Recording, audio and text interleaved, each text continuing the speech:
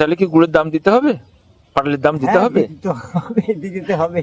জনাব কৌশর আলী মন্ডল উনি চাচ্ছেন যে ওনার এই ছবি যেন চ্যানেলে দেখা যায়, তাহলে ওনার অনেক ভালো লাগবে। যারা ওনাকে দেখবে তাদের উদ্দেশ্যে কিছু বলার আছে আপনার?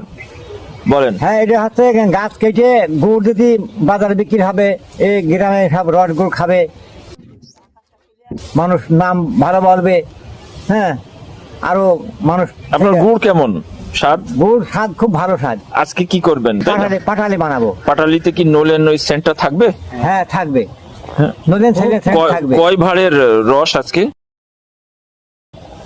ধর দুইটা ভাড় হয়েছে, দু ভাড় হচ্ছে। এটা কতটুকু পাটালি হতে পারে?